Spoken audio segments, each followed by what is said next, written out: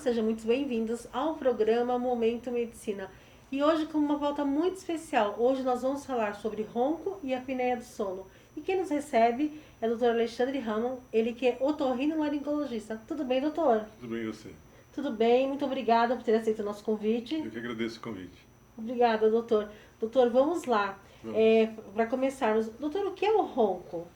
O ronco, na verdade, é um barulho, né? É um ruído que a gente emite quando está respirando à noite e onde tem alguma obstrução nas vias aéreas.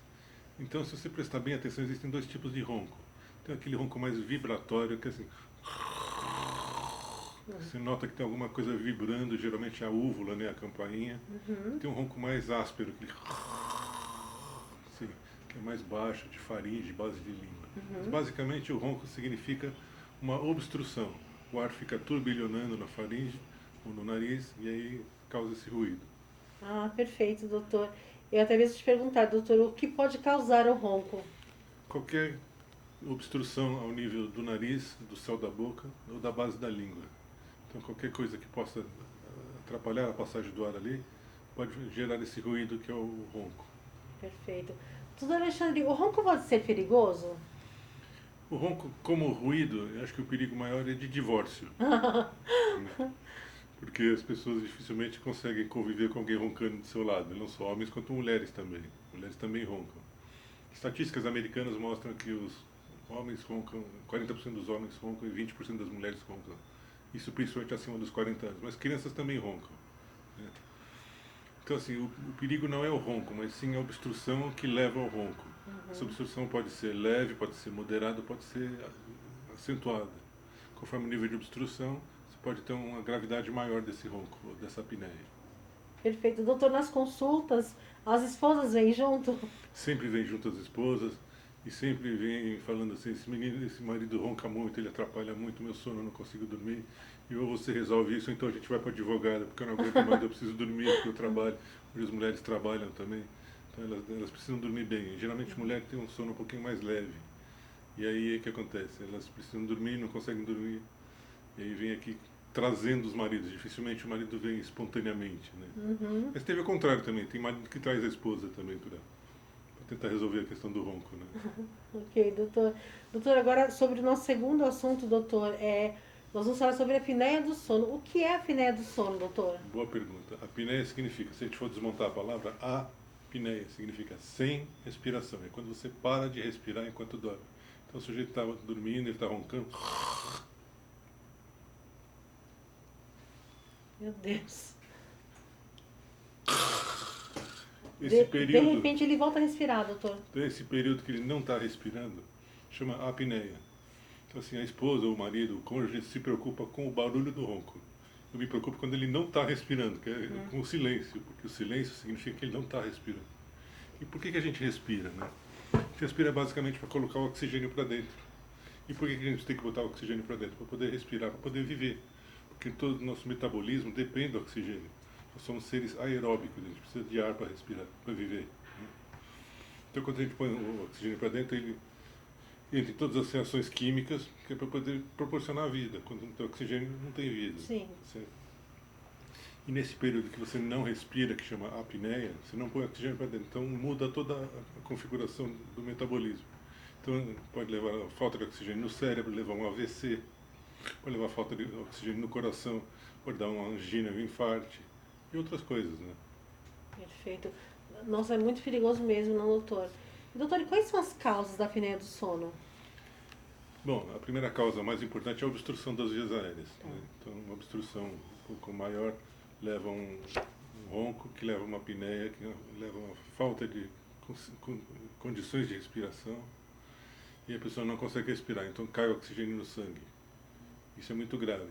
Existe um estudo muito interessante, que é mais ou menos recente, associando a apneia do sono com Alzheimer.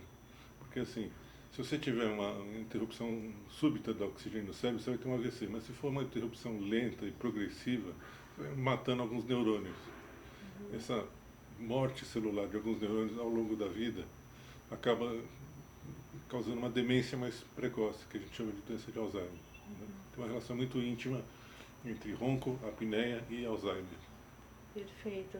doutor muito bem falou do ronco também. Doutor, muitas pessoas relacionam ronco ao cansaço? Cansaço, existem vários tipos de cansaço. A gente pode dividir cansaço basicamente em 4 tipos. Tem aquele cansaço cardíaco, o indivíduo tem uma insuficiência cardíaca, ele vai andar 100 metros, o coração dele dispara porque ele tem um cansaço cardíaco. Ele pode ser um cansaço respiratório, se ele tiver uma asma, uma bronquite, um enfisema, alguma coisa no pulmão, pode ter um cansaço. Tem o cansaço muscular, né? Que é aquele que você faz muito exercício, então você cansa, a musculatura fica dolorida e tal. Tem o cansaço neurológico, que é esse cansaço da apneia do sono. Então, assim, se você não dorme direito à noite, você não aprofunda o sono. Só para falar rapidamente sobre o sono, a gente tem dois tipos de sono. Tem o sono REM e o sono não REM. Tá? No sono REM a gente sonha, no sono não REM a gente não sonha. Tá? A gente pensa assim, não, o do sono profundo é o sono REM. Não, não tem nada a ver sono REM com sono profundo. Sono profundo é não REM e profundo. Então, o sono não REM tem 3 tipos: superficial, intermediário e profundo. Para você trabalhar no dia seguinte, você precisa usar o cérebro para isso. Você tem que oxigenar o cérebro à noite. Então, você tem que, como se fosse um celular, você põe o celular para carregar à noite, para usar no dia seguinte. Então, você tem que botar o cérebro para carregar à noite, dormindo, para você poder usar no dia seguinte. Se você não recarregou seu cérebro de forma adequada durante o sono, vai faltar bateria, entre aspas, no dia seguinte. Então você vai ter esse cansaço neurológico. Como é que é o sintoma disso? O paciente que ele vai falar para você assim: tenho muito cansado, tenho vontade de dormir o dia inteiro, tenho sonolência. Eu não posso ver um filme na televisão que eu durmo. Eu vou no cinema, toda vez que eu vou no cinema eu durmo. Se eu estiver parado em algum lugar esperando alguma coisa, eu tenho sono. Não consigo ler um livro porque eu leio o final da página, me dá sono. Então eu não lembro o que eu li, eu tenho que voltar, ler de novo. Eu não consigo me concentrar no trabalho. Então esse é um cansaço neurológico, porque o cérebro dele já está com a bateria bem baixinha, porque ele não dormiu direito à noite. E por que ele não dorme direito? Porque toda vez que ele tem apneia, existe um sistema de alarme lá dentro que acorda o sujeito. Então, indivíduos que têm apneia têm muitos despertares noturnos. Né? Tem indivíduo que dorme 1 ou 2 minutos, acorda, 2 minutos, acorda. Sono bem agitado. Muito agitado. Porque não respira, né? Entendi, doutor, perfeito. Doutor, vamos falar sobre tratamentos. Primeiramente, como é feito o tratamento do ronco, doutor? Na medida do possível, a gente tem que identificar a causa do ronco. A gente pode falar um pouquinho de criança também. Criança também ronca. A causa do ronco em criança, geralmente amígdalas ou adenoides, ou as duas coisas. Né? Então, criança que começa a roncar e ter dificuldade respiratória noturna também tem que ir ao pediatra ou ao otorrino para ver a causa do ronco. Não é normal uma criança roncar à noite, né, doutor? Não é normal roncar. A gente tem que respirar sem fazer nenhum tipo de ruído. Não pode ter ruído na respiração. A respiração tem que ser livre e sem ruído nenhum. Se tiver ruído, a gente já nota que tem alguma obstrução em algum lugar. Em termos de tratamento, na medida do possível, achar a causa do problema. Se é um desvio de septo, se é um corneto muito grande, se é uma rinite alérgica, se é uma sinusite crônica, se é um pólipo no nariz, se é um tumor no nariz. Né? Tumores podem causar ronco também. Se é uma amígdala muito grande, a base da língua é grande, uma flacidez muito grande do céu da boca, da úvula, da campainha, tem que ver qual é a causa. Né? Então existem tratamentos cirúrgicos e tratamentos não cirúrgicos. Na medida do possível você vai tentar não operar. Se não tiver jeito, faz a cirurgia e tenta se resolver dessa forma. O tratamento não cirúrgico e não clínico é o CPAP. O CPAP é um aparelho, é um compressorzinho de ar que gera uma pressão positiva. CPAP significa Continuous Positive Airway Pressure, pressão aérea positiva contínua. Você coloca essa máscarazinha à noite, ela vai gerar um fluxo de ar, um túnel de ar entre a máquina e a sua via respiratória inferior. Então esse ar fica entrando e saindo lá dentro e não deixa que as paredes se fechem, que as paredes colabem. Então ele mantém essa via aérea sempre aberta. Então essa é uma forma interessante de você tratar o ronco e a apneia.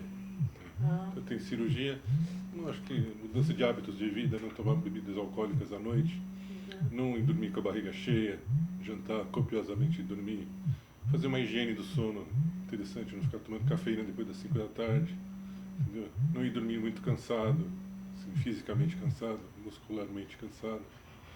Tem que ter a higiene do sono e mais esses cuidados aí, cuidar da via respiratória. É muito importante, então, doutor, como o doutor muito bem disse, a higiene do sono. ter bons hábitos, né, doutor? Bons hábitos, né? Tem pessoas que acordam muito cedo e dormem muito tarde, né? Isso Sim. não é bom, né, doutor, também?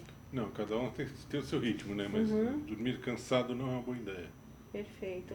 Doutor, e a gente sabe que a internet é o meio mais acessível para fazer pesquisas, né? Sim. E muitas vezes as pessoas buscam ajuda no Dr. Google e acabam fazendo o próprio diagnóstico, a própria medicação, isso é muito perigoso, né? E eu queria saber de você, doutor, e quando procurar a ajuda do especialista? Sempre. A partir do momento que você identificou o ronco, dificilmente o paciente se faz um autodiagnóstico. Ele pode até fazer assim, doutor, às vezes, eventualmente vem um paciente e fala assim, eu acordo muito à noite assustado. Então ele mesmo acorda com a apneia dele e ele se assusta com isso e vem. Isso não é a rotina. A rotina é alguém trazê-lo ao consultório. Quero falar 2 minutinhos sobre um exame do sono, chamado Sim, polissonografia. Então, para fazer um diagnóstico mais preciso e mais objetivo, mais matemático, existe um exame chamado polissonografia. Então, é um exame que você pode fazer em casa, mas existe um laboratório do sono. Você vai colocar alguns fiozinhos na cabeça, uma cinta torácica, abdominal, uns eletrodos aqui e ali, para identificar se o indivíduo tem apneia do sono, quantos segundos ele fica em apneia, o que acontece com a oximetria dele quando ele ronca, o que acontece com o coração quando ele está dormindo. Ou seja, você vê vários parâmetros do que acontece com o paciente na hora que ele dorme. Isso é muito interessante para a gente tomar conduta depois. Perfeito, doutor. Doutor Alexandre, eu agradeço muito a sua participação tão valiosa aqui no programa Momento Medicina. Eu que agradeço, estou à disposição. Obrigada, doutor. O programa Momento Medicina vai ficando por aqui. Até o nosso próximo encontro. Aqui você encontra informação com responsabilidade.